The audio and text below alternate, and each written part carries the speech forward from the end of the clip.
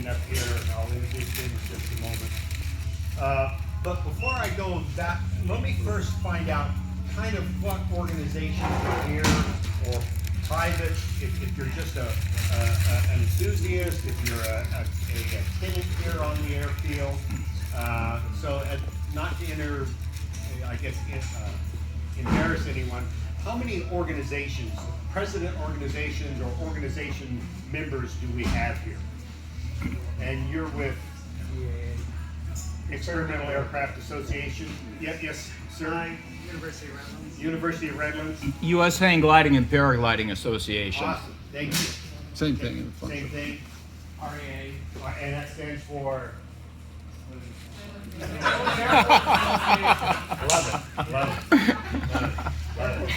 Love it. Any other, yes? San Bernardino Valley College. Awesome, thank you. And airport, and yes, and we have a couple of our city staff here. I'm city staff, John there, city staff. We have some flight instructors. I won't embarrass them. I think they're all in the front row. I told the flight instructors to sit in the front row. That's a joke. Nice, that's sometimes my jokes, not just for flight. Flight instructors a joke too? Yeah, sometimes. And I also, I don't want to embarrass him, but Larry let me speak to his class the other day, and so I had invited some of his students, and I see a couple of those here in the audience too. So thank you again, thank you all, and then the others, I know there's some private tenants here, I see you out there, and I see Bruce's dog. I was joking with somebody that the best way I can remember some of the tenants is by their dogs. And, all right, well let me start here with Dr. Carl Shaffer, and I'll let them kind of introduce and give you all a background of what they do, and then Anthony Wood, and then Nelson Sanchez. They're all with the FAA out of the Riverside Municipal Airport area. What's your station over there called?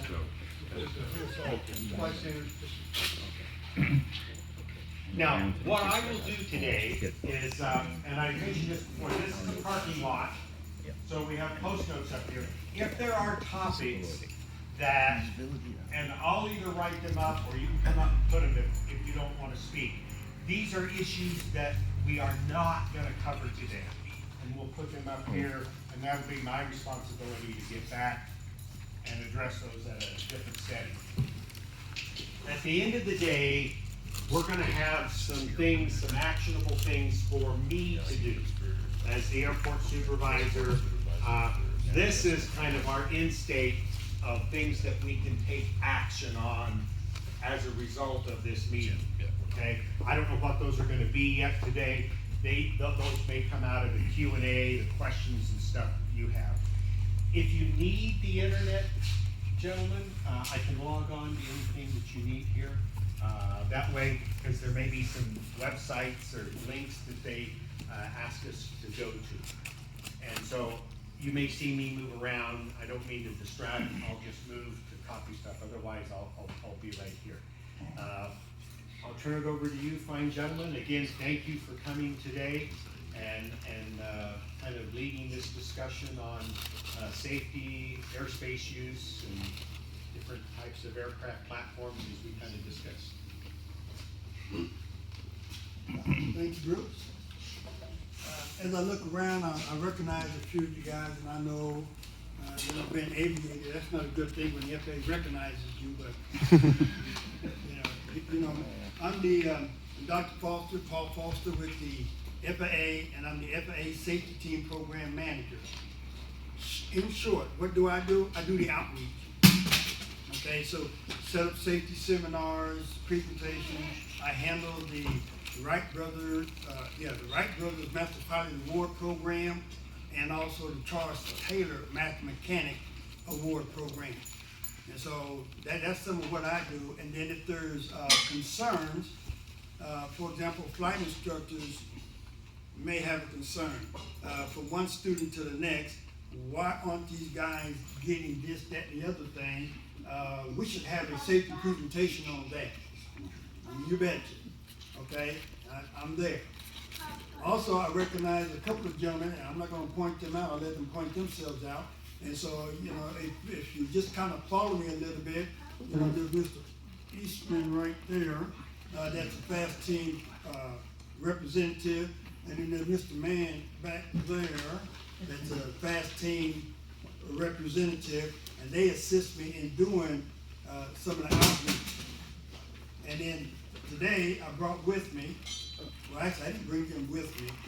He made me show up, but I'm gonna introduce you to the frontline supervisor for the operations side of the house, and he'll be the primary speaker. Me, I'm the choir, so I'll bring to you Preacher Woody.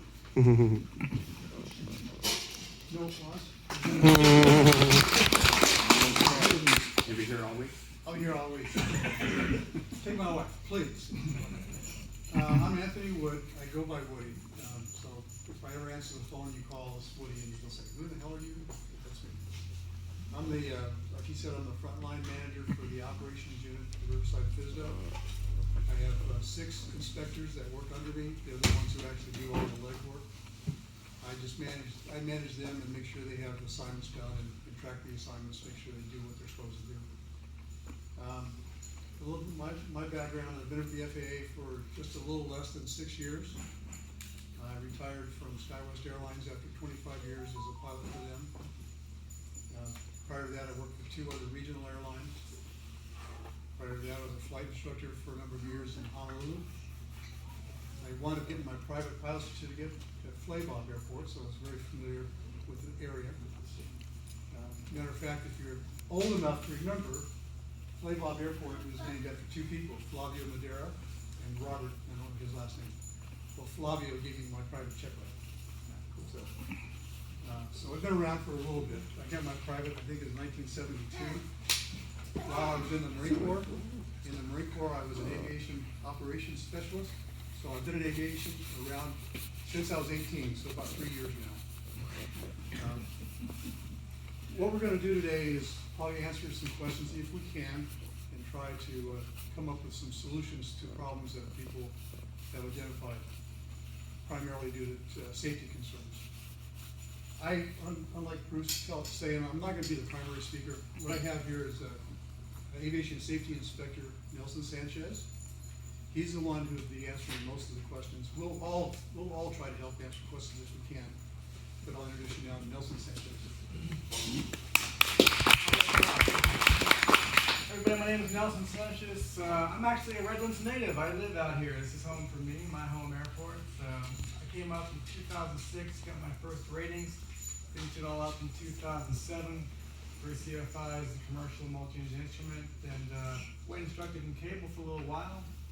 Spent about a year there, got picked up by Trans-States Airlines, was on ERJ 145 for about a year before 2008 happened.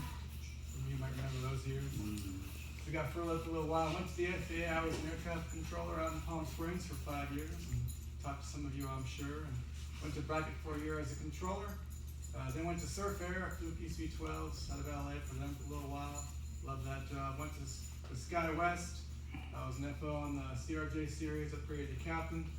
Spent some time there, and then immediately afterwards came here, where I'm still kind of a new guy. So I've been there a couple months now, and basically excited to hear what you have to say. I know a lot of you have mentioned you fly at Redlands, your home airport. I was actually, I don't know if you guys remember, there was an outfit around here that flew under the call sign Red Hawk. They were the police department, and it's a volunteer unit. I was one of their check airmen for a while, and flew around here. A lot of the things I've already heard some of you talk about, things I myself have had to deal with while out here, so I know your pain, but I'm really excited to be here, and I appreciate you guys all coming out. We all know that safety is no accident, so when you all come out here and make it part of your time and effort and responsibility to learn what you can and share what's going on, we appreciate that. If I can, one thing I'd like to kind of help us all guide the discussion today. This is kind of my federal mediator in me, so please forgive me, and part-time instructor. So what I would like for as we move forward today is one speaker at a time. Let's try not to talk over each other. I think that'll help facilitate good discussion. And then also people like, Well, I guess the reason why we're here is that we, as the FAA office, received a letter addressing some safety concerns, and they primarily revolved around paragliders coming in and out of Redlands to go to hangar 24, and there was concerns that they were causing a safety conflict. With that as a basis for where we're gonna start, I think we should open up with some questions. Anybody? Yes. From what I understand, it was one particular person, one particular flight instructor here, that had an issue. And I wonder if I could hear what that issue is, and if we could sort of see on a whiteboard exactly who was where and when and what the conflict was. Well, even if the issue did come from one person, it's still a safety concern for us. I mean. Well, I'd like to know what that is.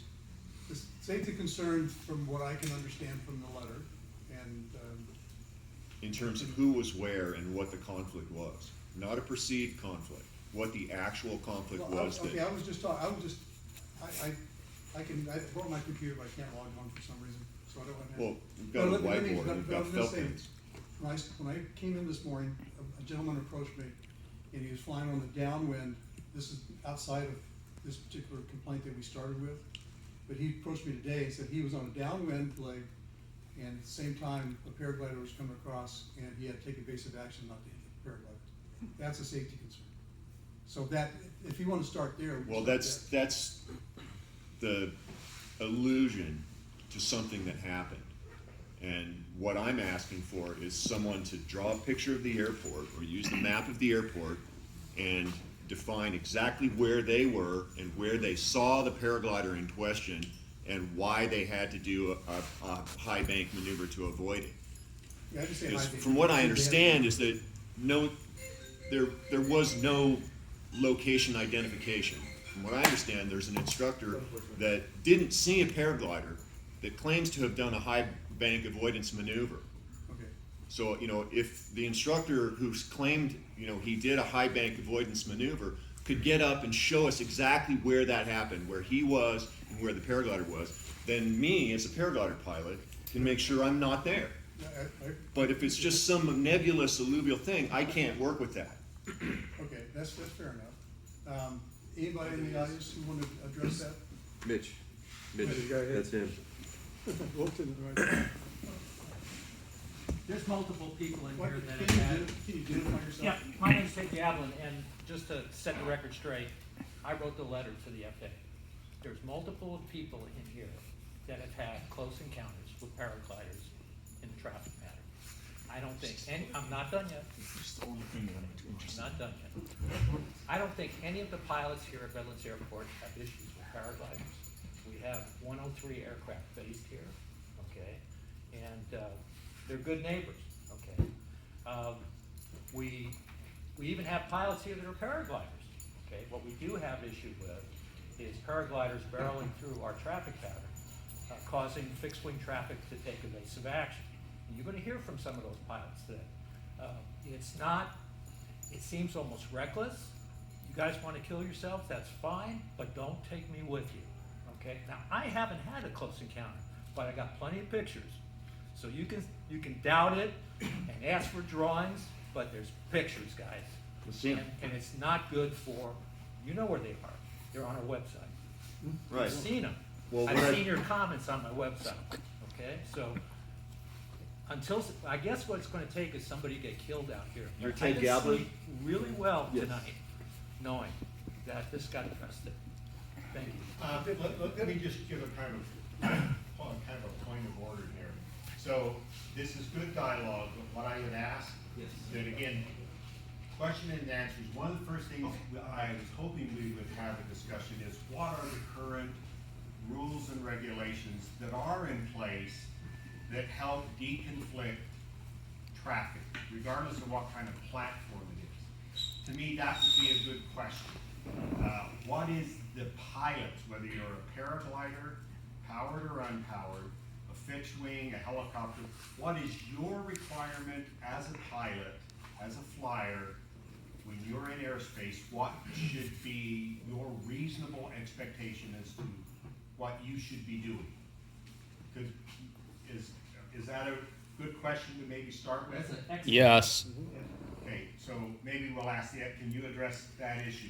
What's the individual pilot's responsibility in our type of airspace when they're flying their platform? Okay, well, as you guys know, most of you have operated in the area here, we have some peculiarities with Redlands in particular. Generally speaking, we're on controlled airspace. We have controlled airspace that abuts us here with the contract tower that provides that. They don't have radar, so they're using SoCal, and they're doing most things, as you know, from having to call on the landline. Basically, we have a downhill runway, we have Class G airspace most of the time, and we have a right pattern to runway 26. The program being what it is, most people understand that if you've flown here, that you're going to be coming into the traffic pattern. You can call inbound from perhaps Grafton College, from over University of Redlands, but the guidance on the advisory circuits you have, you all heard them, is you want to start talking to it 9 to 10 miles out. Your first call should be 8 to 10 miles out. You should be listening by then, get an idea of what's going on in the area, and then come in on approved entry. We've heard about people going to the top and doing the teardrop entries. What tends to happen here, you go to Redlands, you enter on the 45, or you're on the crosswind leg, and then you go down to TPA. What you are will determine what the TPA that's appropriate is. As we know, Redlands is about 1,500 and change, so you're going to add 1,000 feet to your traffic pattern altitude. Slightly less than 1,000 feet out here because you have the grade. Come in, talk, see and avoid, sequence, announce yourself, make yourself known, use your call sign, don't use I'm a red and white Cessna or those kinds of things. And then you use the airspace along with everyone else.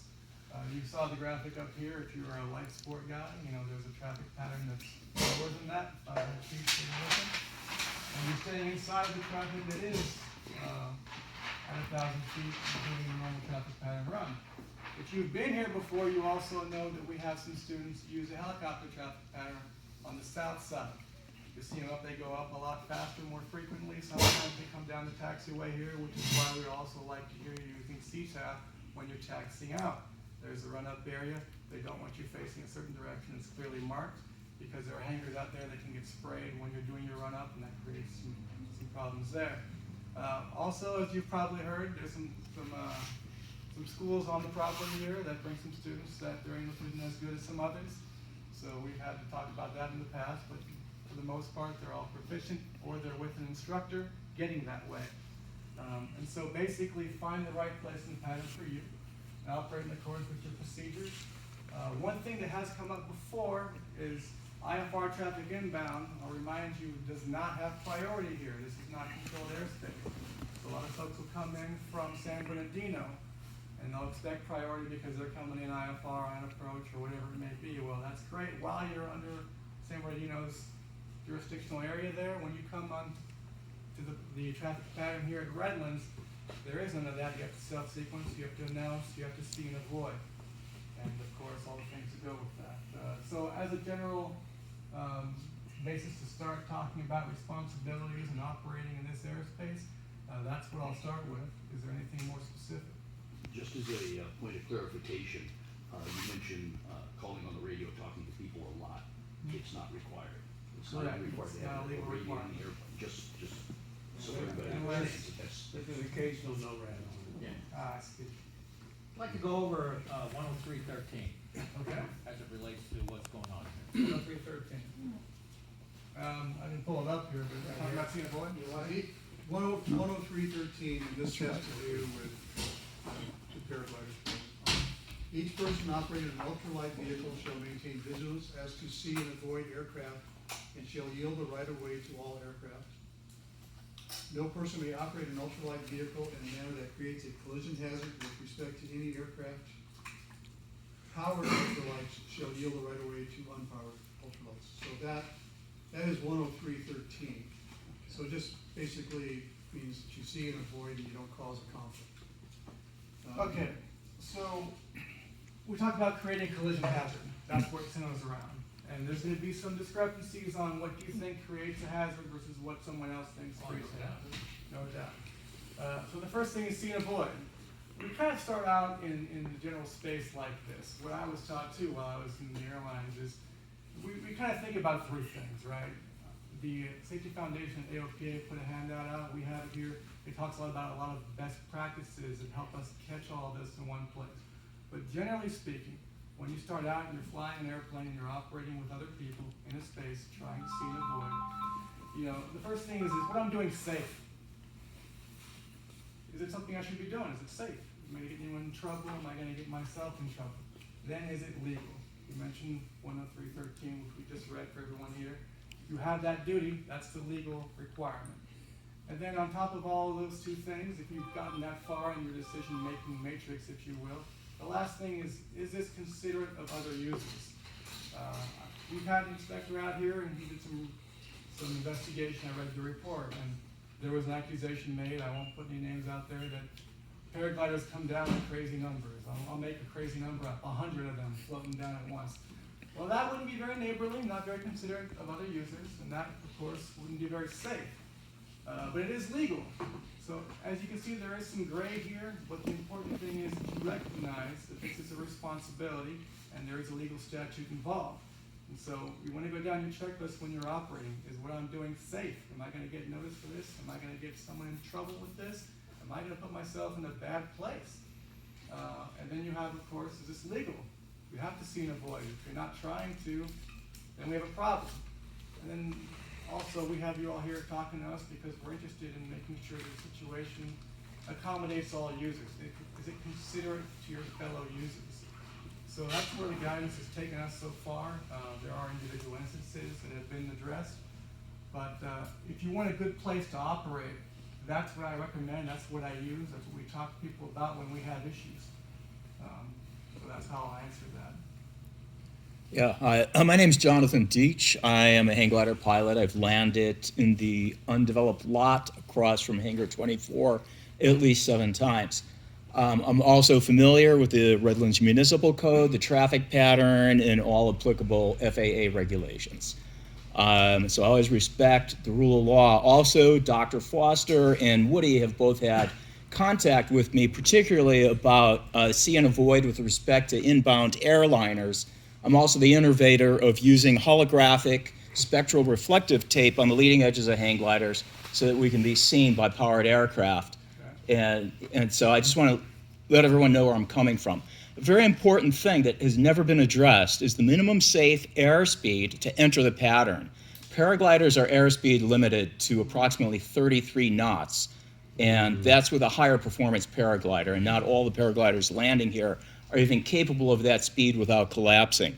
Hang gliders, on the other part, are capable of coming in at 45 to 60 nautical miles an hour before setting down, and would be more compatible if they were to follow the pattern, although I'd always go around the pattern or over it and come in from the other side as a rule. So the see and avoid, there's an issue there, and that is how fast can a paraglider get out of the way of an inbound aircraft that does not see it. And I fly aircraft. I also fly sailplanes. I have a considerable number of friends who are hang glider and paraglider pilots who are captains with American and United Airlines and Southwest. And I've gotten a lot of feedback from people all over the world on this issue. And so there is this matter that needs to be addressed, and that is how fast can a paraglider get out of the way? Generally, what they do, from my conversations, is if they see an aircraft coming at them, they'll enter a high-banked spiral turn so they have maximum visibility. But having been at the controls of an aircraft, we're looking down a lot. We're not looking ahead, and that distance goes by in seconds, literally. And so I'm bringing this up because it simply has to be addressed in some way. So even though I stated it rhetorically, it is a question: how do we handle this in the safest possible way? And that isn't just in the landing pattern, that's in Class E airspace in general. And yes, Woody?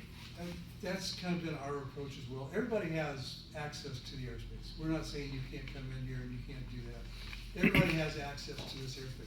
What we've talked to Bruce about is developing a procedure for each group, so everybody has a procedure they can know and can expect. And Bruce is, I think he's thinking in those terms, and once he's going to do that, I think what he's going to try to do, if I'm not speaking out of turn, is sign a letter of understanding or a letter of agreement where this is the way we will participate in this airport. Yeah, that's what I'm hoping to That's the achieve. direction we're gonna go. Excellent. So, Thank you. We're not here. We're not here to tell you, as a paraglider operator, you can't come in here. All we're here, we don't want something to happen that's gonna hurt you or the person flying an airplane. If we could come up with some kind of solution that makes everybody happy or a procedure, then that's a win-win for everybody. I wanna talk a little bit, just before we go though, before I give it over to, back to Bruce or to Nelson. You land in that field over here by Hangar 24. Yes. I want to caution you, as the FAA, I can't keep you from landing in that field. That's private property. When you land there, you're landing on someone's property, and civilly, in civil matter, they could stop you from doing that. And they're also liable if you landed and broke your leg there. So you could sue them for not saying you couldn't use it. So I just want to make sure that you guys understand that. Yes, and under the recreational use statutes, we cannot sue them. They're indemnified. Okay, well, I didn't know that. And also, they are indemnified because in order for us to be members of the U.S. Hang Gliding and Paragliding Association, we sign a liability waiver wherein we waive all our rights to sue anybody for any injury we accidentally receive in the participation of our I sport. didn't know that. So In that's good. exchange for that, we are given $1 million in personal liability insurance against personal and property damage. And so this is something that everybody needs to be aware of. We can't sue. As long as we're members of the U.S. Hang Gliding and Paragliding Association, our hands are tied. Yes. Okay, the suit part comes in, we're in the United States, so communication two ways, right? Yes. So the other thing to look at is that owner of the land could sue you for landing and breaking your leg on his property. It's not you suing him. That's correct. It's the other way also. It would be frivolous. I'd get it thrown out. And I have spoken with the land manager of that property. Okay. And the reason I spoke with him is I asked, hey, would it be okay if we put up a streamer or a windsock? Because I land there frequently. And he said, if I gave you permission to do that, the landowner would be liable. So let's pretend, and this is what we do invariably, this discussion never happened. Now, one of the places I land, and it's technically trespassing, not infrequently, is San Dimas Canyon Golf Course. And I have a procedure that I worked out with Tripp, who is the manager of the golf course, wherein the following happens. As soon as I land, I make sure I am in no trajectory of a golf ball. I have to protect U.S. Golf Corporation from liability. So my first duty is to get out of the line of fire. Once I've settled down and got my glider packed up, I walk over to, or they'll get a ride to Tripp's office, and I go in and I say, hi, it's me, Jonathan. I've landed on the golf course without your permission. It's fundamental that I make it clear that I'm landing there without planning it. It's something that it's not really an emergency landing. It's simply I ran out of lift.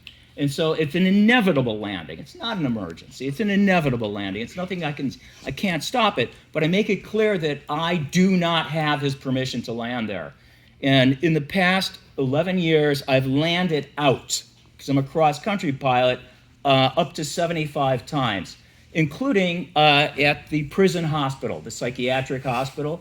Landed there. I have a friend here who actually landed at a prison honor farm, but it was actually a federal penitentiary. And, but I mean, we don't know these things from the air, but it's, And we don't expect you to Yeah. know. But what we're trying to do here, though, is create a safe environment for you guys, a safe environment for airplane operators, and I think we can do that. Yeah. I really do think we can do that. and what I've learned, as I've described, is I always communicate with the landowner.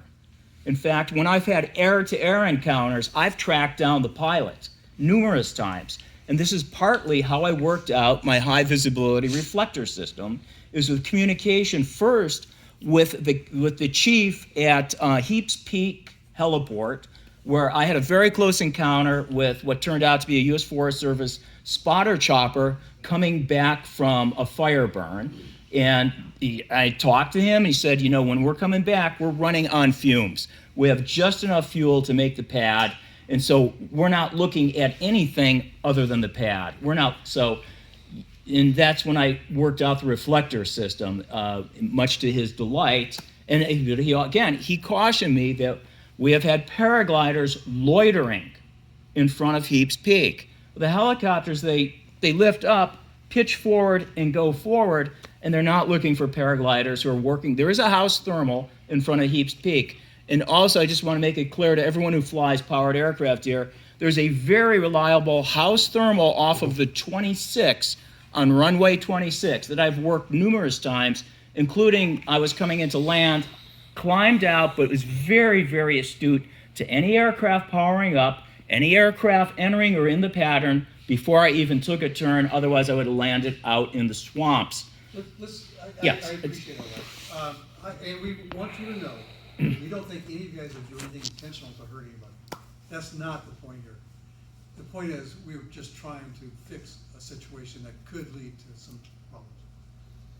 Yes, sir. Woody Bosco.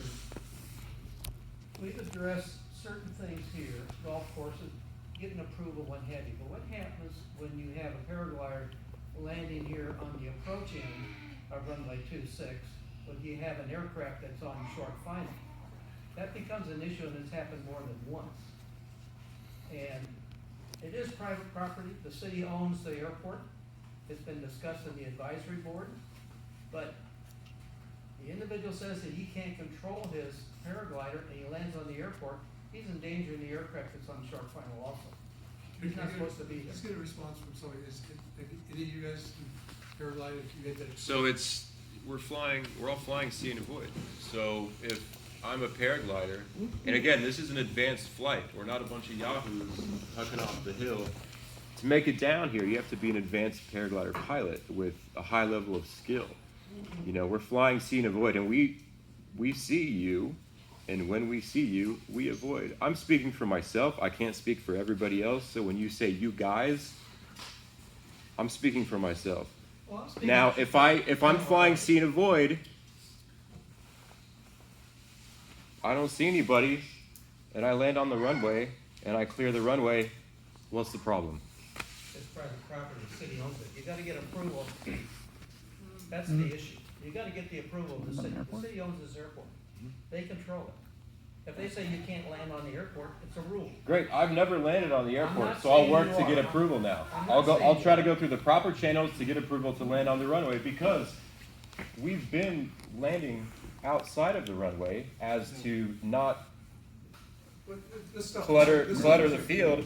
But since you guys have brought in code enforcement and pushed the issue that we can't land on Redlands City property, now I want to take the proper channels to land on the runway. That's what's going on here. Is there a law right now that they can't use the runway?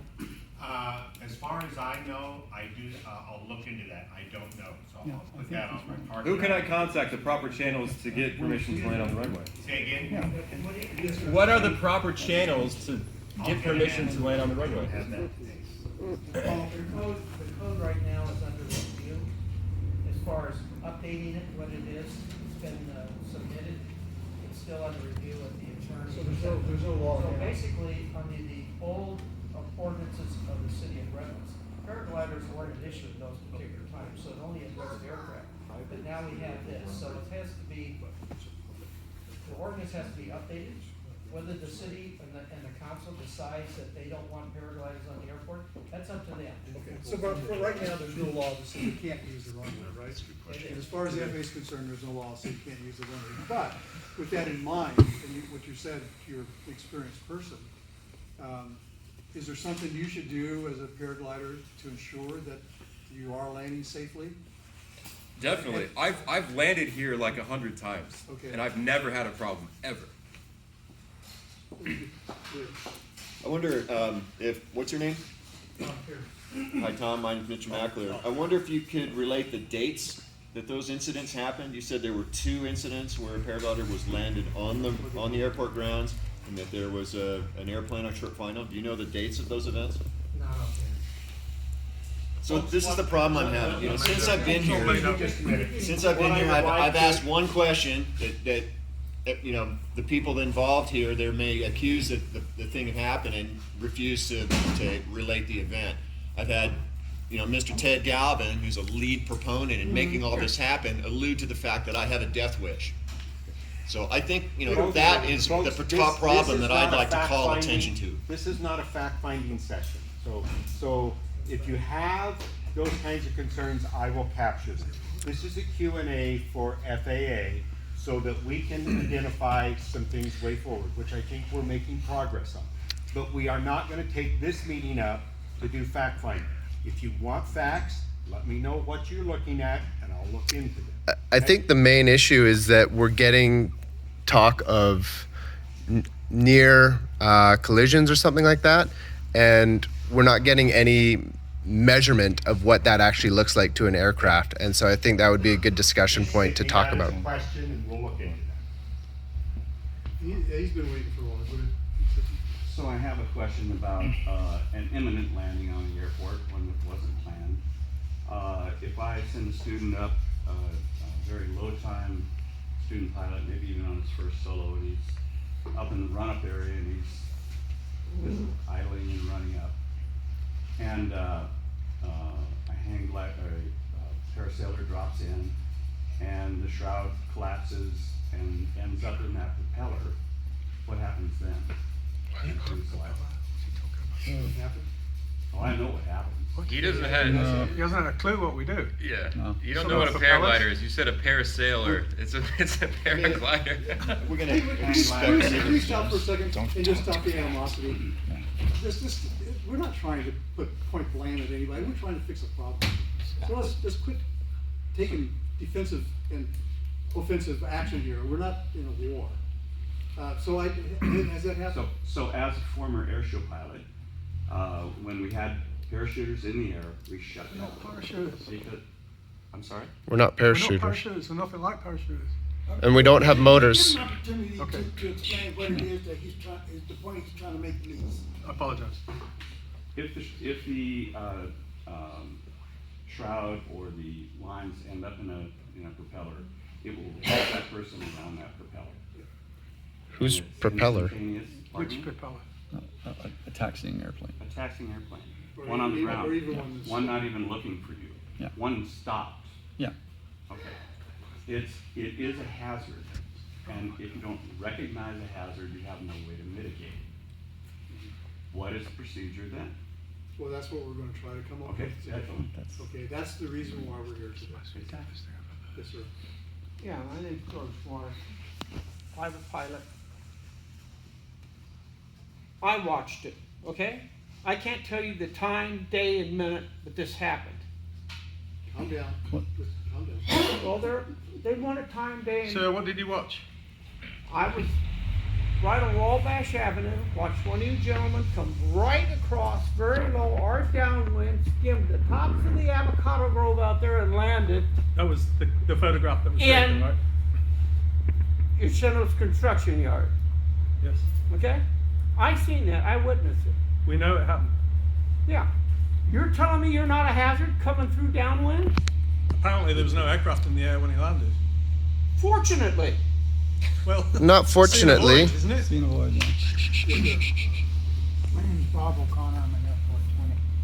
Back in November, I was breaking in the engine, had another guy in the cockpit with me, and we're on downwinds, and I'm driving a Viking, okay, high performance, I'm 100 miles per hour on downwind, I'm going through 3 gear checks, configuring the airplane, and it wasn't until I was taxiing back that I saw a hang glider that a pilatus almost stuck out back in November. 2 people that witnessed that event are here now, the Hoovers. I want to know what the city of Redlands is going to do to protect my flight. Yes, sir. I'm Cliff Hoover and I'm a tenant here. Sitting back and I'm taking notes and listening to the conversation that's going on here. This isn't supposed to be confrontational, not from the tenant standpoint, not from the fixed wing operators or paragliders or everybody. the intent of this is to solve a problem. I think that we can all recognize that there is a potential problem. I don't think that we need to refer right now to isolated incidents, because you guys probably know as well as we do that they've happened. Bob just talked about one. I was one of the guys that saw there and watched it happen. But Part 103 says, these rules for ultralight vehicles are needed to achieve an acceptable level of air safety by reducing potential conflict with other airspace users. That's the intent of this meeting. I don't think any of the fixed wing operators want to take your wings away from you. We want to make it safe for everybody. Most of us on the airport have brainstormed and thought about things that we can do to do this, and really what it does come down to is this is uncontrolled airspace and it is see and avoid. So what can we do to make it safe for all of the operators? I mean, I don't want to take off, turn crosswind, turn downwind, and look and see a paraglider coming across there where I have to do a high bank angle avoidance thing like we were talking about before. And down the road, we all know that San Bernardino is going to become more aggressively operational with large, heavy aircraft. What are we going to do then? There's a very distinct possibility that this is going to become controlled airspace, and we're going to become an embedded airport, which is going to make it very difficult for all of us to operate. But that's in the near future. That's probably 4 years away. You know, we're not talking about the distant future. But what we need to do now is work together to try to find what is operationally safe for all of us. We don't want to take your wings. So here's a question. All right, sorry. This is the airport, obviously, and the fixed wing has a pattern that they do. We have an expectation that's what they're going to do. We have an expectation that helicopters are going to operate this way. Is there something that the Paragliders Association can provide us with an expectation of how you're going to operate into the airport? Do you have enough control that you can say we will do this? Yeah, 100%. Absolutely. Okay, so if that in mind, what would work for you as you look at these two things right here? How could you come in? I think what we've always talked about is coming in, because landing on the runway is problematic, as you said, because our airspeed is so slow to actually fit in with the pattern. So traditionally what we do at airports all over the place is we go over top at a decent clearance, and maybe we can talk about what a decent clearance is today, and then instead of landing on the runway, which I think would create more of a safety hazard than just landing off to the side. But Well, this traffic pattern right here, if you go back to what Nelson said earlier, at what altitude? So you're at 2,500 essentially. MSL. Yes. Yeah. So like a 1,000 AGL. 1,000 above is the 1,500. top of the pattern, So right? Field elevation 1,500 and change, and then 1,000 above that. Yes. Right. Every time if we have people come in from out of town, paraglider pilots and whatnot. And again, I just want to say that people around the country know about this flying site and flying this way, and it's not a coincidence that we land at the brewery. No. Before the brewery was even there, they would call it the dam races. Just the way the San Bernardino mountains and the westerly wind orient themselves. Typical days, this is a logical. I get it. You know, I get it. And I know this is an additional attraction to have a beer after you land.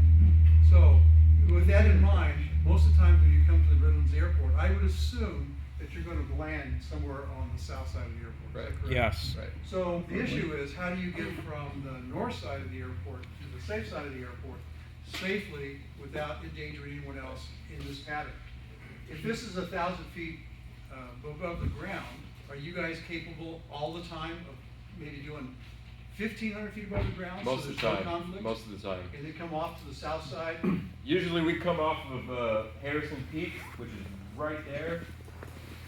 We take a thermal, get at least 1,000 over. We come on glide. Modern paragliders are about 10 to 1, so do the math. You can do the math yourself. So to the fixed wing people operating here in Redlands, if they came over the top of the airport midfield at 500 feet above pattern altitude, would that work? Yes, sir, you've been doing one. Yeah, my name's Larry Rice with San Bernardino Valley College, very long time flight instructor in the area. Cliff, I think it was very right on.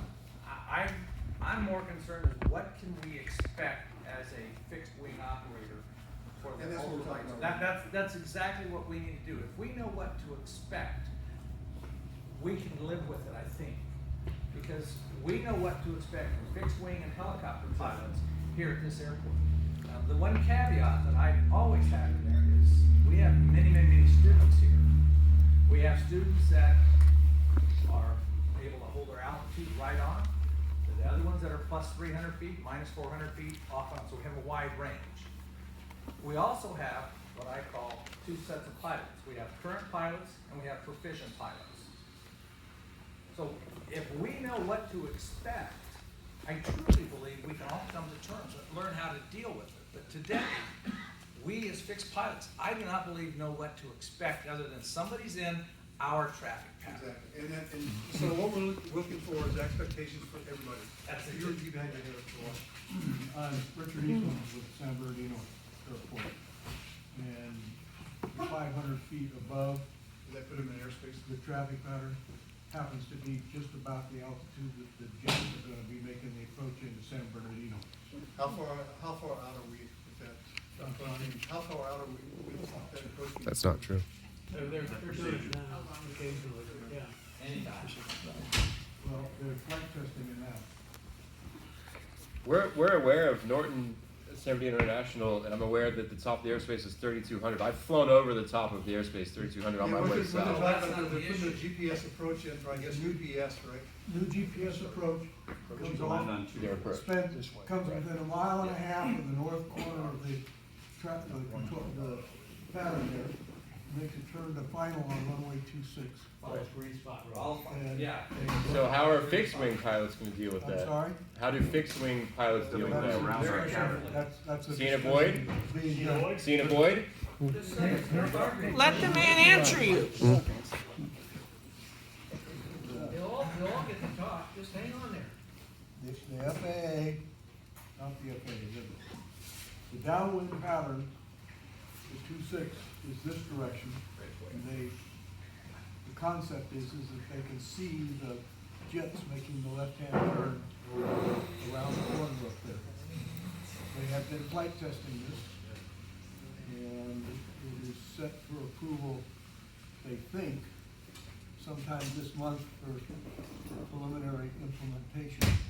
The jets are roughly 1,000 feet to 500 feet above the pattern, and they come down, and at the far end of the pattern, they'll be at roughly the same altitude of the pattern. As you get down to Green Spot and I think it's Church, they should be at that altitude.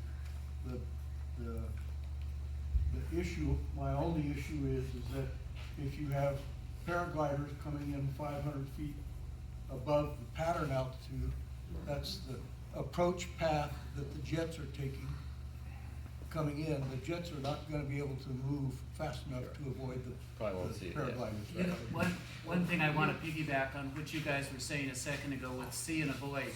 One thing that we do too is have constant radio contact with other airplanes that are in the pattern. When we were talking with you guys last May or April or something, we were talking about this. One of the suggestions was that you guys carry a radio and self-announce your position. That would sure make us feel a lot better if we knew where you were and we knew where to look. But that's what causes problem. Say that again? By doing that's what causes problem. We wouldn't be here today if we hadn't have done that. So you had your hand. Yeah, one other piece of information, particularly you folks need to be aware of, is that we've been working with the UPS folks on their approaches. And we're in the final throes of being ready to test in another couple of weeks. Through our Super AWAS, their aircraft will send an automated message off their ACAR system, so that about between 15 to 30 minutes out, they're going to, our Super AWAS will start coming up and giving like once-a-minute countdowns of ETA for a heavy aircraft on approach XYZ into San Bernardino. So that is going to be announced. Okay. Okay. Yes, sir. We had, prior to this meeting, we had meetings with Dan and the Crestline Soaring Society, some of the members of the paraglider community about this. And I appreciate, Gavin Fridland wrote a website post about staying away from the traffic pattern at Redlands Airport, and that's appreciated.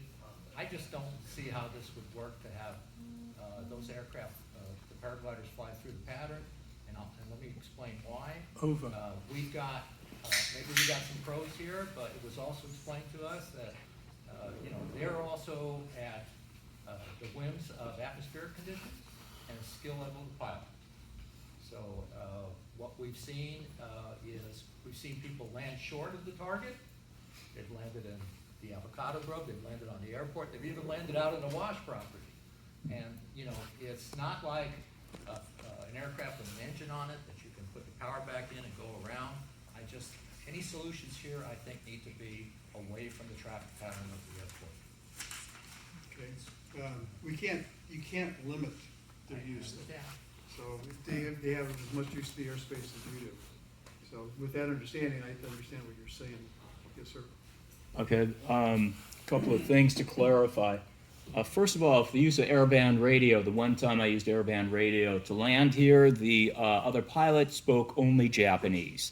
That led to a fight with... That's a worldwide problem. Is that? Got it. All right, drop that. Here comes the big one. This is my conversations with Dr. Foster. The jets are not using their landing lights during daylight hours.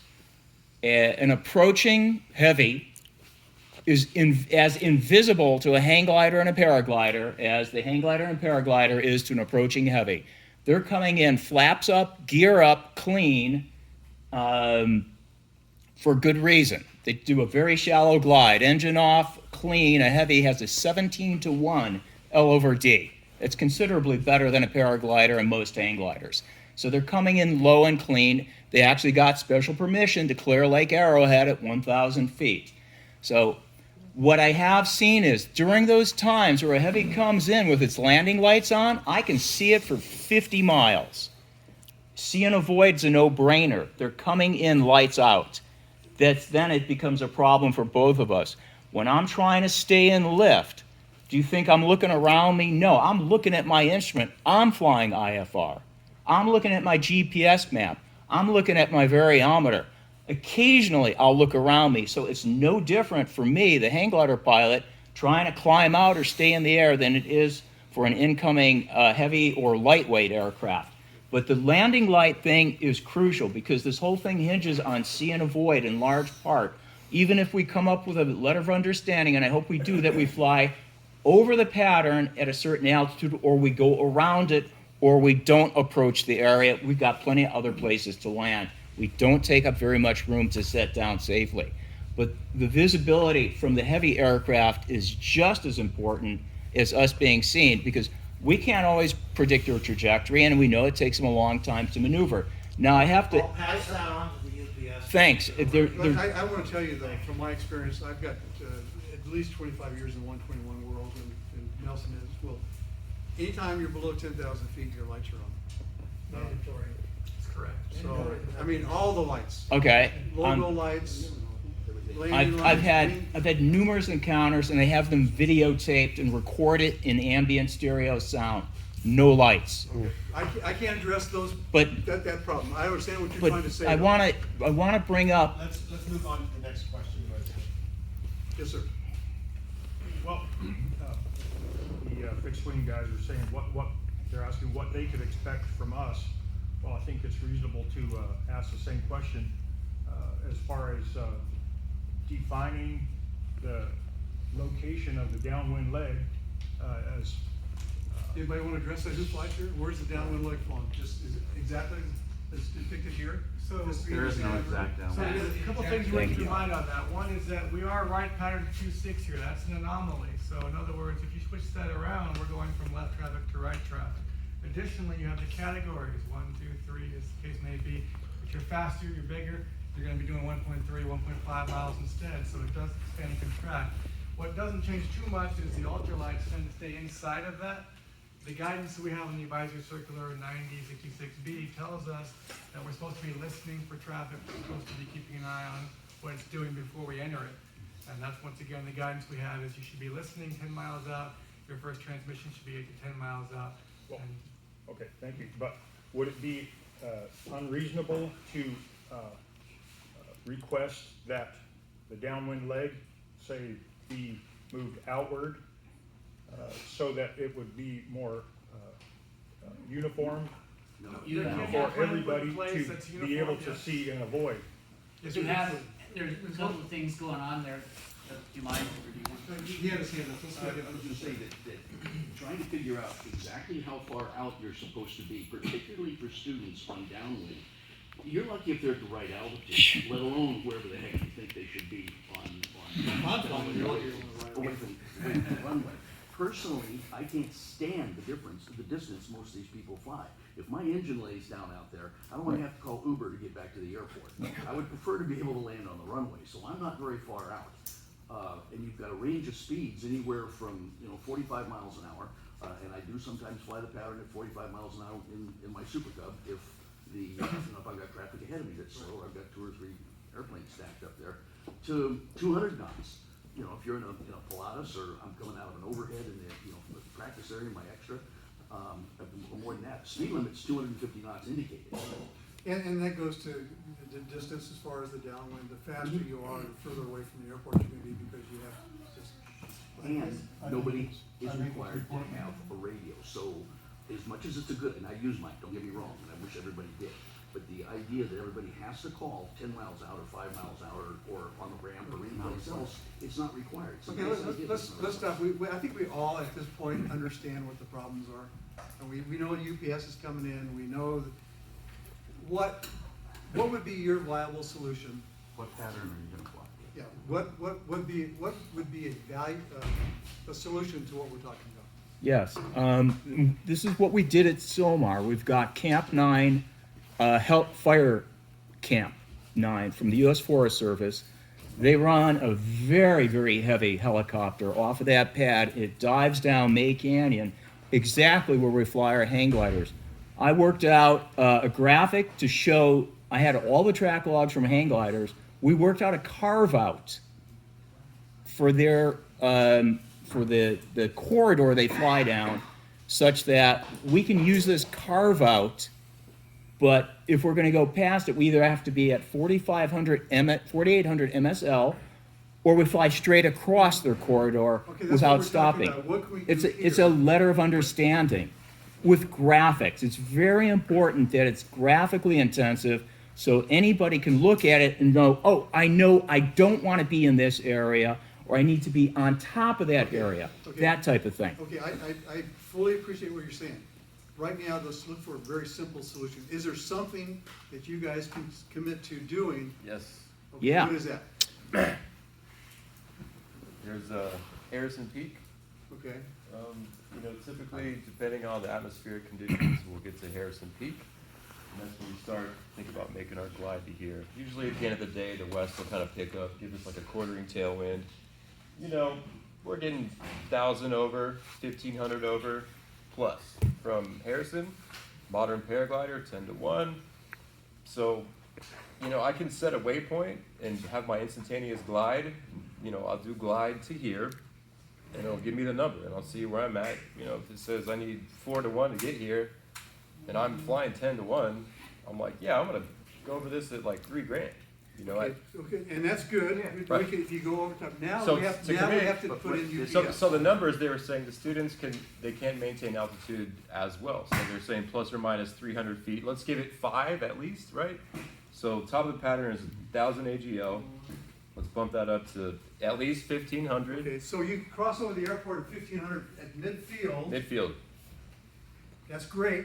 However, we just threw in UPS coming in on approaches. Right. Let me add for UPS issue. Hold on just a minute. You got the guy in the back with his hands up for a while there.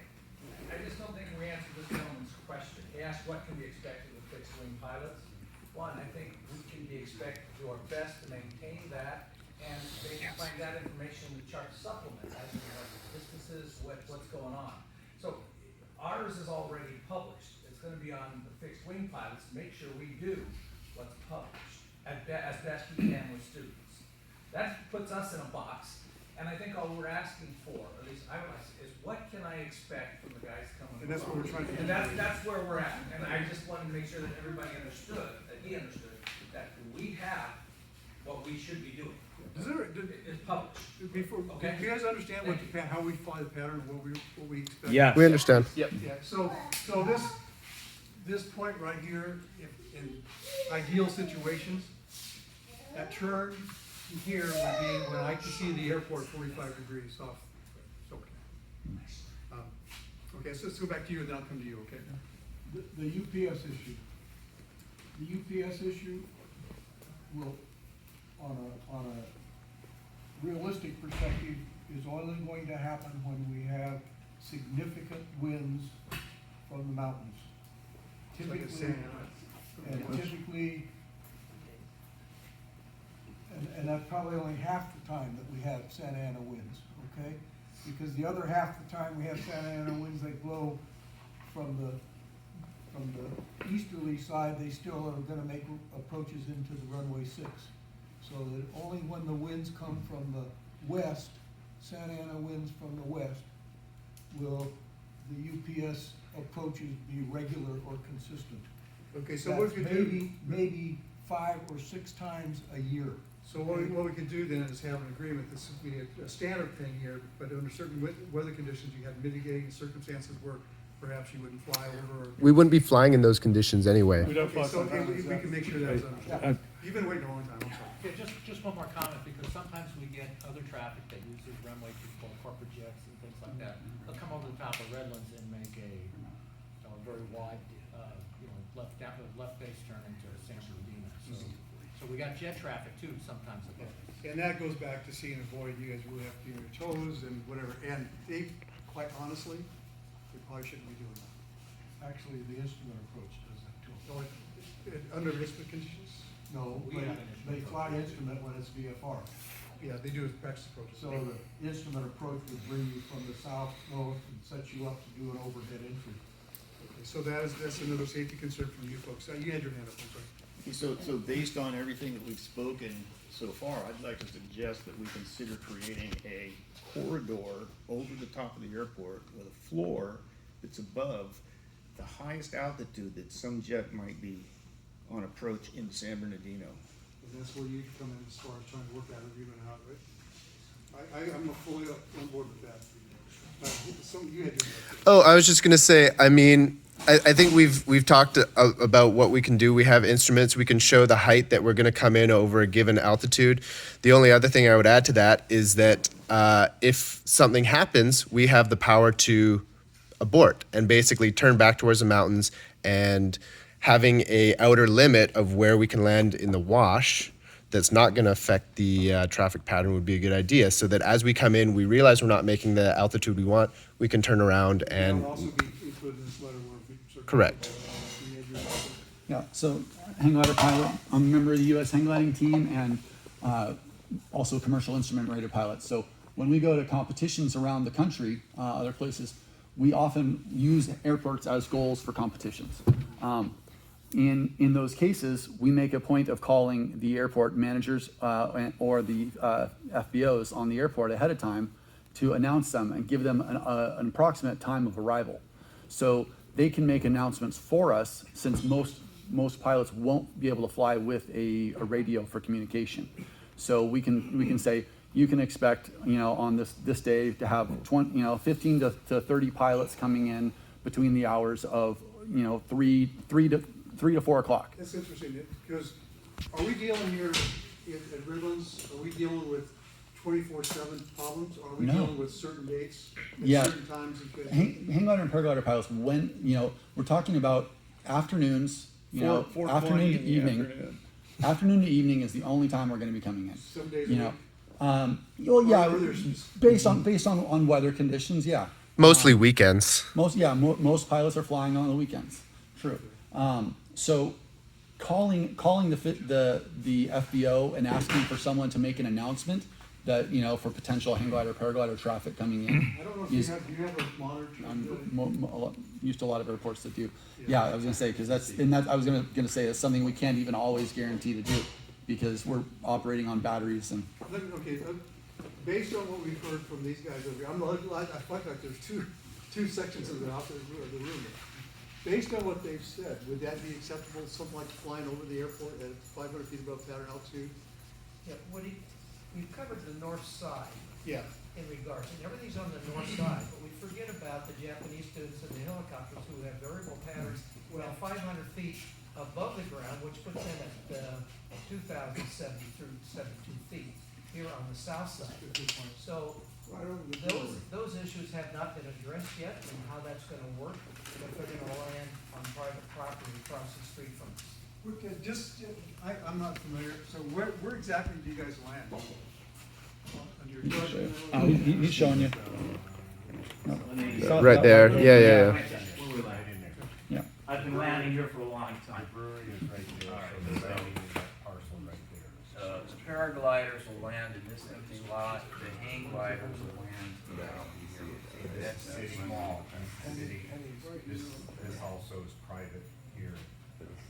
This is private here too? All of these along here Yeah. are private property. Okay, we also land at the soccer fields, right, This is the soccer field. okay, sorry, so, land at the soccer fields, this lot's great, it's away from all the gutters. The problem here that you haven't addressed, and it's in the municipal code, when the wind is out of the east, that pattern is on the south. It flip-flops. So but It does when not. the wind It does not flip-flop. was where I saw it. No, we use left traffic when the wind's out. So, okay, you still stay on the north. Yeah. Thank you for the clarification. So, but real quick, gentlemen, talking about San Bernardino Airport, called Santa Ana wind southwest. That is the prevailing wind. Santa Ana wind is when the wind is out of the northeast. When the wind is out of the northeast, we're not flying. There's a rule, except in certain conditions. But Santa Ana winds, we're grounded, we're down at Lake Elsinore flying there, or we're in Santa Barbara. So that's generally not an issue. Let's talk about this helicopter thing. One thing we should be aware of too, is that the certain flying helicopters have been controlled, or were supposed to be controlled, because of the restrictions of the city that put on where that helicopter had to be. But they're actually flying over landmarks on the ground more than looking back to the runway.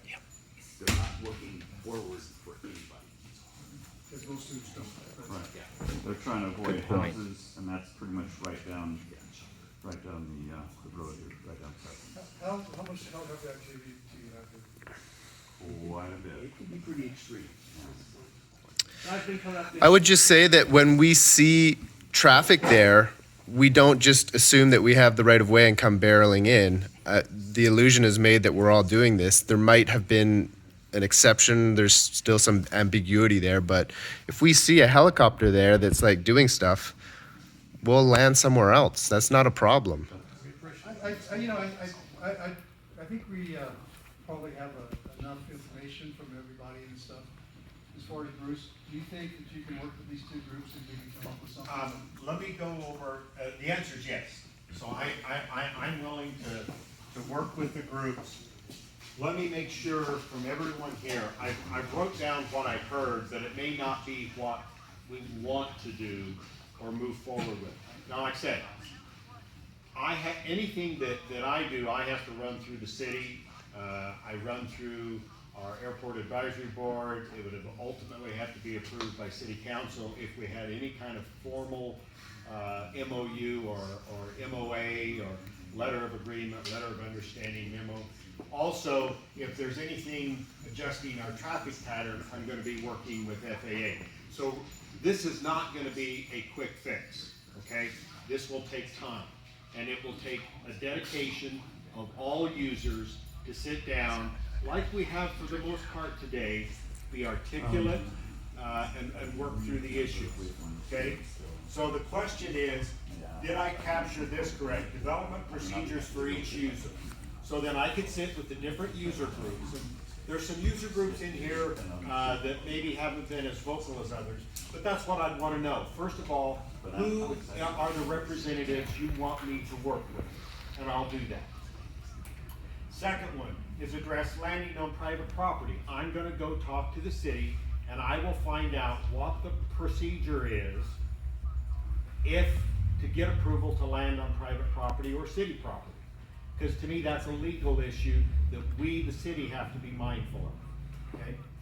Update the airport ordinance. That is in works, but there may need to be some tweaking to that. I don't know, based on what happens here.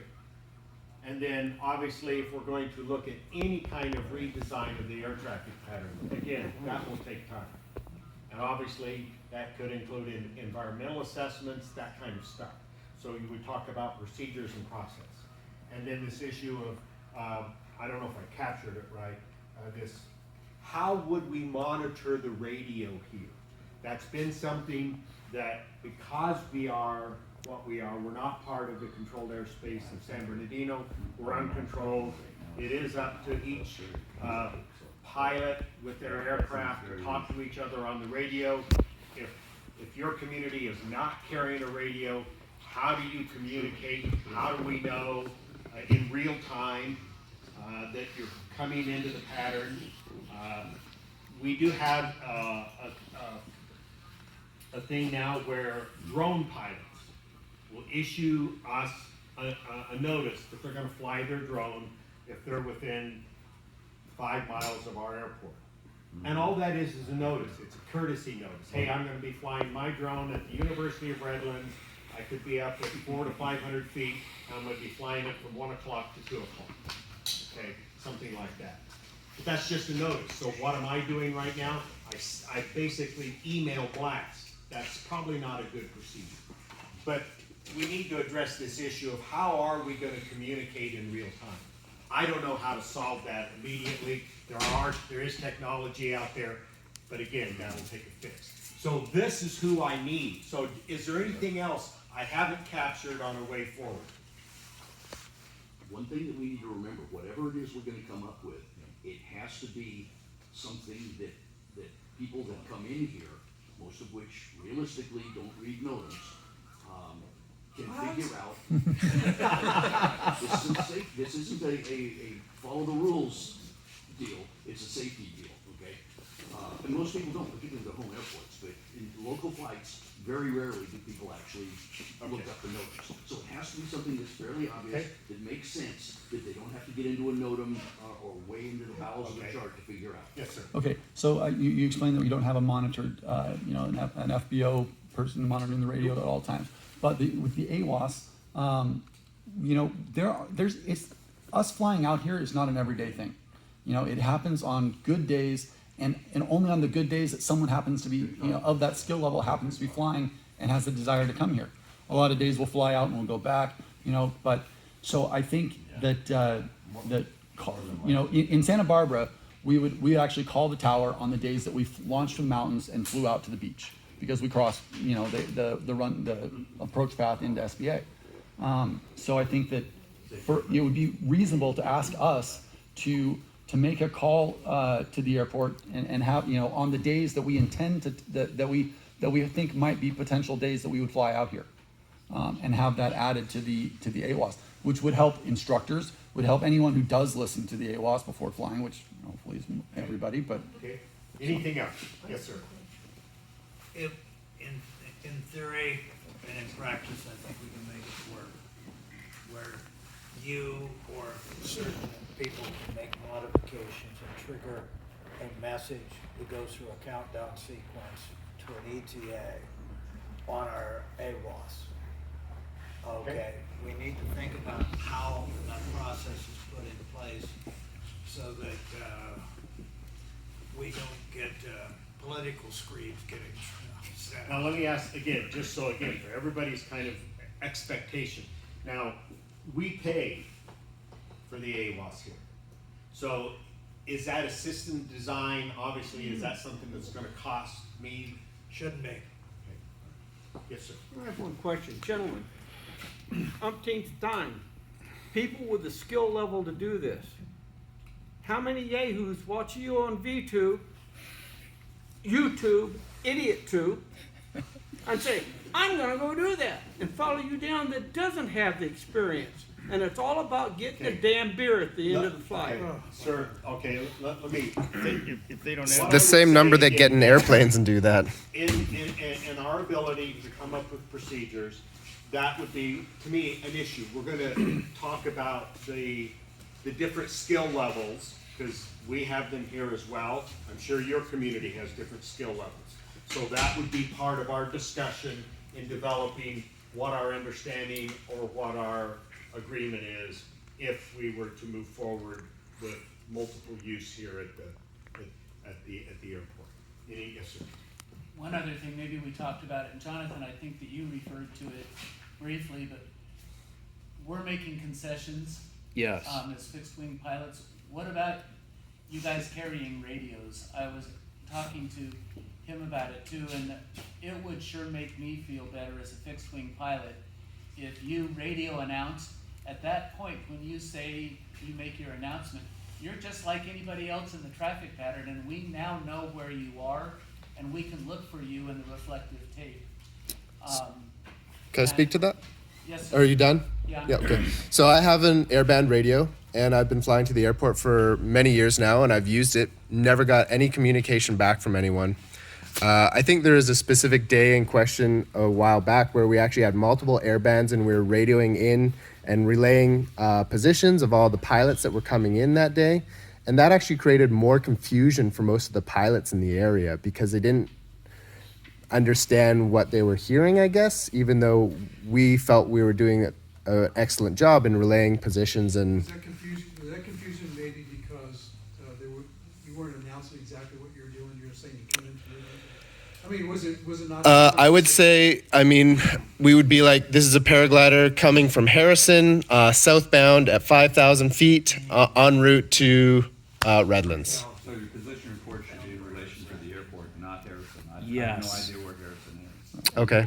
Okay, so that's So a valid point. if Sure. if your community, and maybe that's what will have to be part of an MOU, is what is the standard radio procedures and how you announce yourself, Sure. position yourself, so that Yeah. everybody's speaking the same language. Yeah, I just. Let me go back. I had somebody back. Go there. ahead. Yes. Yes. And as a flight instructor who's been here a long time, I'd be happy to work with, and I've offered this before. I was one of the chaps Rob McKenzie, probably. I remember, yeah, and that to work with you about, so that your radio terminology and ours, you probably, in this case, you're gonna have to learn ours. Sure. Because we get a lot of people that transit through here. And if we can get, it's hard enough to get us to agree on one. Okay. That's fair. And I'd be happy to work with you on how to, and also with what we've got in the offing, what the Super A was, and what the art of the possible is. Yeah. No, thank you, because a lot of pilots, a lot of hang glider and paraglider pilots wouldn't be familiar with the phraseology. Some of us are private or commercial pilots, but correct me if I'm wrong. Are we not someone who doesn't have a private pilot's license is not legal to be on the band? No, Hold on just a As far as I would say no, because here, I carry a radio. I am not a licensed pilot, but I maintain this airfield. Right. So anytime I'm crossing the active, like when I was working with Joe, I was kind of their laborer on upgrading the Super AWAS. I turned wrenches and held flashlights and that kind of stuff. So any ground personnel can carry a radio. My sweeper, when I sweep the runway, carries a radio, knows what to say, knows how to clear the runway if the plane's coming in. So I think the answer is, But for paraglider pilots who are not licensed, yes. Can I answer Not this, supposed please? to I've have. researched this, including the history of the FCC. The FCC declined to require an FAA license because only 2 people responded to the request for regulatory comment when it was posted in the Federal Register. So anyone and I mean anyone, can buy an aircraft radio and legally operate it. However, there is, in the bowels of the FAA publications, deep buried in, is a guide to airband radio etiquette. Okay, so we'll address that. We'll address that. Which goes back to this gentleman. Yes, sir. If I may, Oh, real yeah, quick. go right ahead. Having worked in the air traffic side, on a Howard Airport, they're gonna have a plan in place required to be there because of ghost transmissions. And we can't fly Here- at Howard Airport. I so. know. Here, there's supposed to be a plan in place that will be reflected either with the FCC or with the domestic operator. But generally speaking, they don't have to do anything about that unless there's a safety concern in place. So that's why we let you guys, call who you are, self-identify. There is, it's not a law, but it's guidance provided in the applicable AC, which is 9066 with the Bravo right now. So you should be listening before you ever conduct your operation, if you're a hang glider or a paraglider, before you ever launch. So that's there, that's guidance, and we do ask that question. Another thing I would add is there's an exemption that I am aware of to fly tandem in paragliders and in gliders. It's where we can get someone who's not familiar with the area up with someone who is familiar with the area. And we would like to see that if you can do that and sponsor that. Appreciate that. And thank you, because those Good are the kind of suggestion. things I want the group to, that's the kind of stuff, because we want it to be safe for all users in our airspace as it exists today. Sir, in the back. Hi, I'm Jim Speedy, a longtime resident. I grew up on an airport smaller than this one, and this is a great problem to have. I teach at University of Redlands in grad school, and I also hang out at Playbob, and I've watched, when I first came to California in my Champ in '79 and landed at Redlands, Rialto is still active, it's gone. Banning is under threat of shutting down. Tri-City Airport closed before my time. So the fact that we're arguing over use of this space is really good. And don't be upset by the passions that are here. This is a good kind of passion to have. It's a great discussion to have because airports all around are having trouble drumming up business. Thank you, sir, and I appreciate that, because one of the things I want to do is focus forward. Because as new, and maybe most of you don't know, I've been here about 8 weeks, so I'm new. Most of my experience is with military airfields. And so one of the things I ask my tenants here, and I'll ask everyone that's attending, is what is this airport gonna look like in 20 years? Because that's where we need to be thinking. And because both the industry, I know the FAA, and my regulatory role both with Department of Defense and Department of Interior, we're always trying to play catch up to technology. Our rules, regulations, advisories, those kinds of things are not always current, and that's our struggle. And that's why I appreciate everyone's time here today, so that we can find a way forward. I don't know what it's gonna look like yet. I don't think anybody here, you can imagine, but we have to at least be willing to look forward and try to address what we can do that keeps everybody safe. Bruce? Yes, sir. Real quick. Yes, go ahead, Tom. We'll get right to you.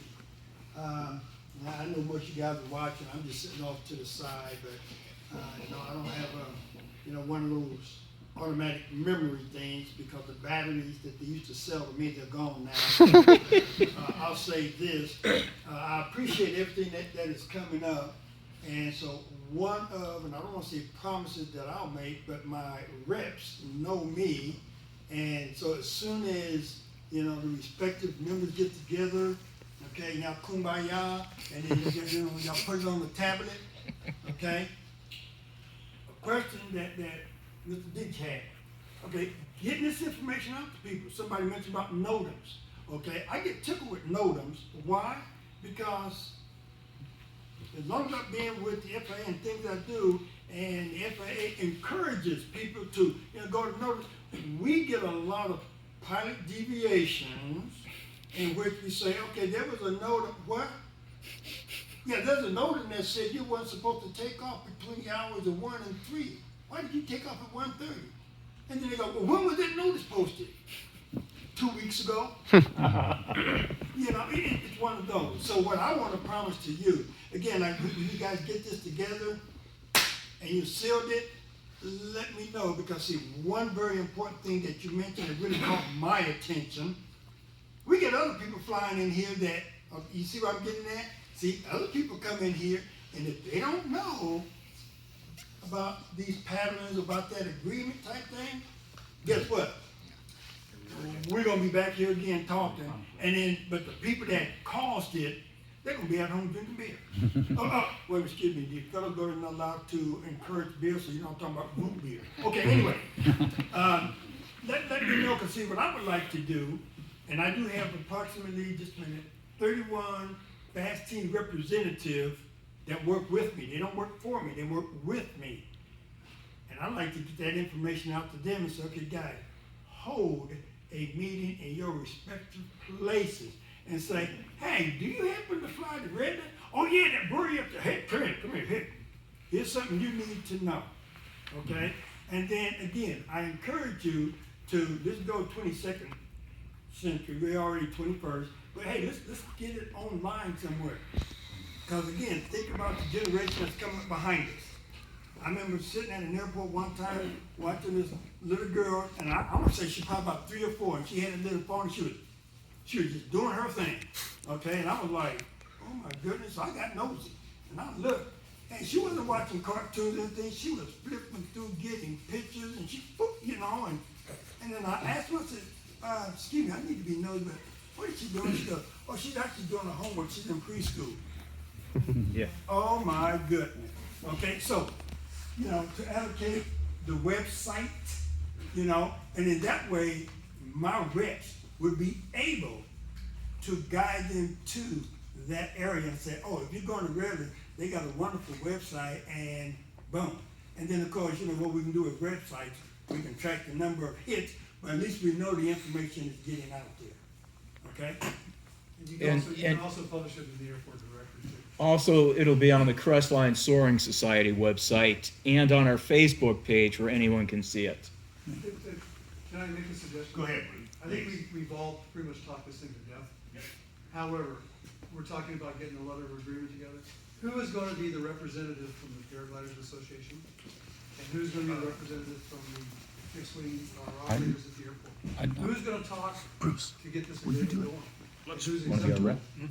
yeah, I could only suggest that we work that out within the next week, and we'll communicate with Bruce via email and get a team together and Is that okay sort with this you? thing out. Absolutely, so, whether it's, because I think we need someone from the helicopter community, every platform, that potentially would fly through our airspace or near our airspace, I would like a representative from that community.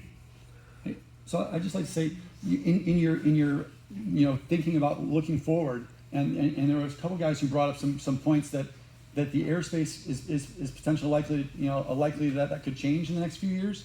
Keep in mind that it's extremely unlikely there's any way we're going to have access to the airport once it becomes restricted airspace.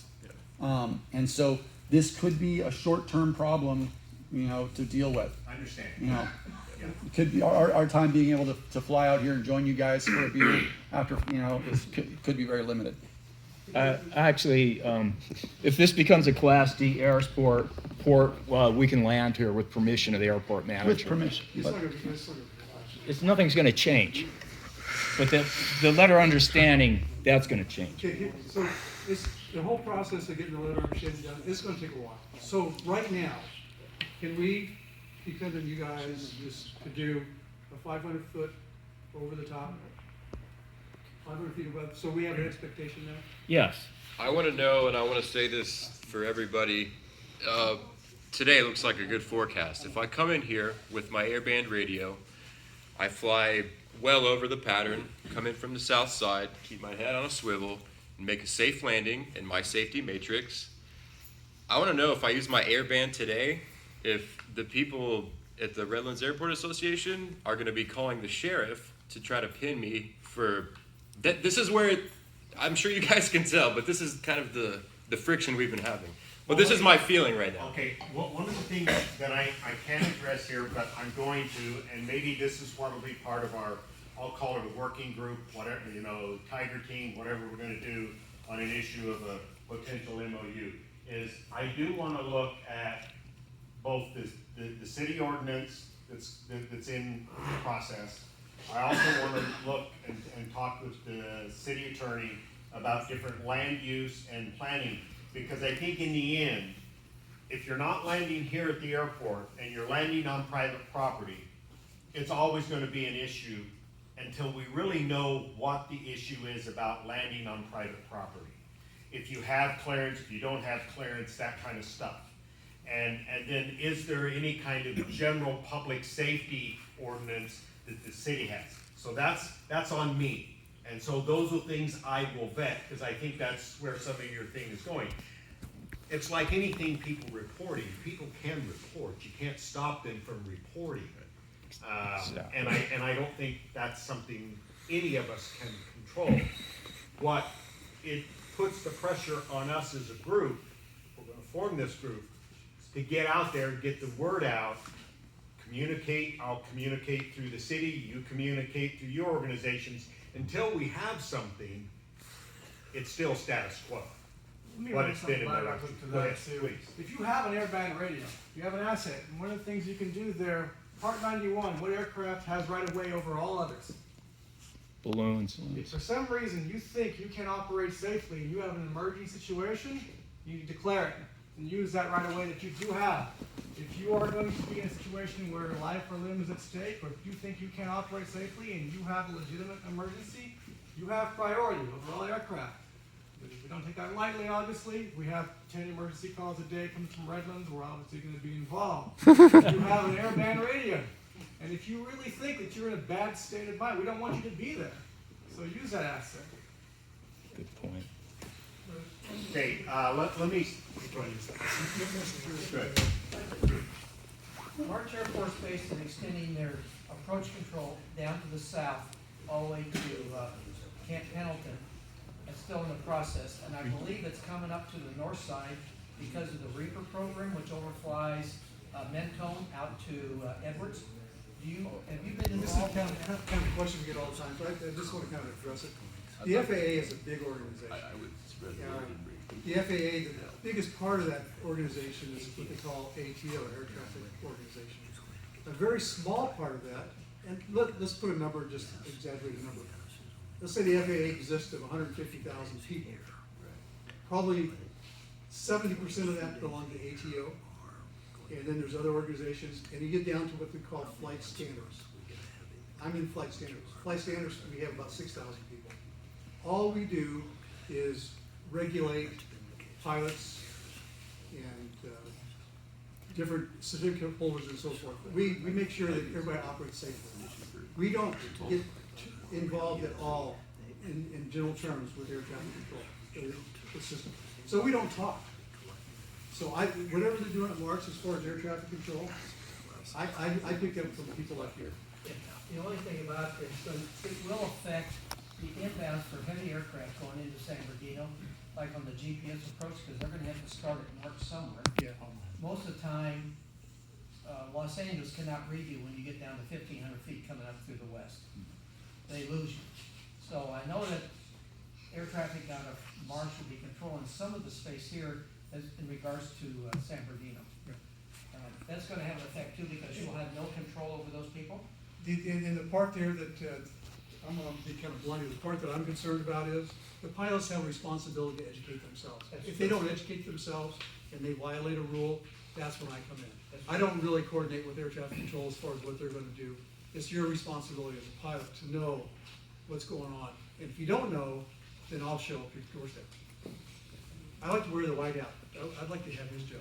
Okay, now let's have some wrapping up comments, and then we'll break for today. Yes, sir. Okay, one quick wrapping up comment. At Whiteman Field in Van Nuys and BUR, the Southwest Airline has a letter of understanding that they know the hang gliders and paragliders are flying along the mountain range, but they're stuck with the pattern going to Whiteman Field, and they agreed to come in IFR from 10 miles out.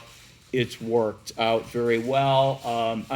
Somar's my home hang gliding site, and our representatives have met with the tower and the FAA out there so that we understand what the heavies are doing behind their controls, and so we stay out of their way. We understand their restrictions with their flexibilities as well, because they do maneuver around us because they are coming in VFR, and obviously speak to the UPS pilots, but that's just food for thought out there.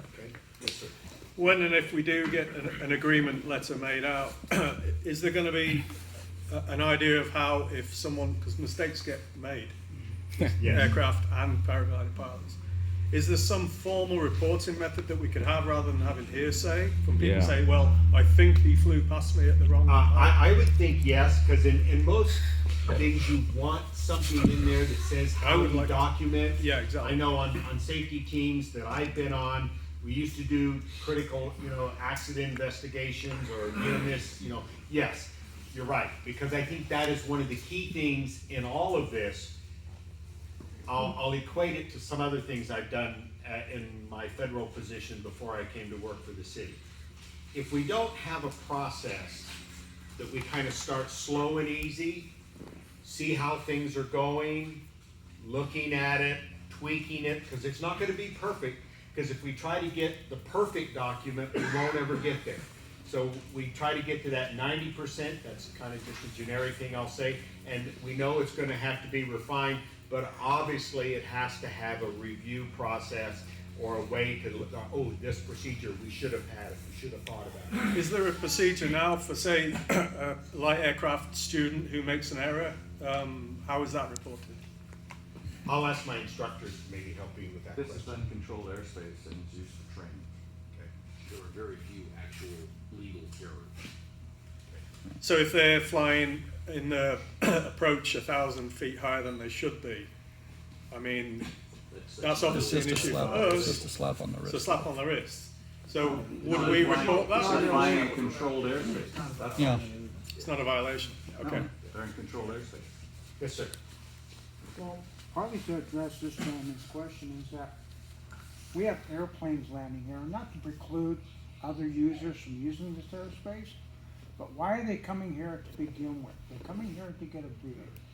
Let's not assume that, No, sir. that's not true. And I think one of the things that I've appreciated about everybody's patience and willingness to understand each other is that that's what we're trying to do is we have the airspace we have. And we have different users. I'm going to focus back on, I'm sorry, no, the gentleman behind you. Yes. In that this is a good problem to have. We're here to solve a safety issue, and it's clear that the rules allow the paragliders to fly through here. So how do we come up with procedures to make it safe? That's our focus. That's my task now as the airport supervisor, advisor to the city, and I'm here to provide customers that use this airport. If you're not a customer yet, still my job to make sure it's a safe place to operate. Okay? All right, let's kind of close it for now. What I do expect, I'll make sure if you leave me an email or send me an email, please take my card. I'll send this stuff to you. The representatives that want to be part of the working group, please tell me who that is, and we will start as soon as I have a group from the representatives. And again, I want to make sure I have the helo community, the instructor community, the association community, the gliders, paragliders, drones, any air platform that potentially is in this airspace. I want to have a representative from that group. Yes. Just, sorry. I want to emphasize though, if you guys are going to fly over 500 feet, we expect that now. Right. Regardless of the agreement. Of course. Yes. We want safety to begin right at this very moment. Of course. So Yep. from now on, that's the expectation, okay? Until other things come out in the agreement. And we have expectations, and we give you guys a lot of respect in the air. We'd like the same respect back. Absolutely. Thank you. I can't talk for everybody, but from my point of view, absolutely. And if you haven't signed in, please do. Even if you don't want to put your name, put what association, so I have an idea of who has come today, so I can keep track of that. I'm going to turn this over to Dr. Foster. I think he's got some handouts. Not a word of my sponsor. You two may have your very own little card. Doesn't have my name on it. FAA.gov. Wonderful website as far as updating, some courses, things of this nature. Please, by all means. I also brought with me some U.S. airspace type of stuff, so Nice. you can have some of those. And for the individuals in the back that, are doing the, I'm gonna use the correct term, FAA term, UAS, aka drones, okay? How about some for you too, okay? And then for those of you that really enjoy reading, oh, no, that's mine. Symbol crash. Bunch of very own magazine. Wow. Oh, and let me tell you, they got a centerfold in here. Oh, sorry. Shiny. Yeah, they got a centerfold in it. You know what I'm saying? Okay, so come see me. Bruce, back to you. Thank you, sir. Thank you all.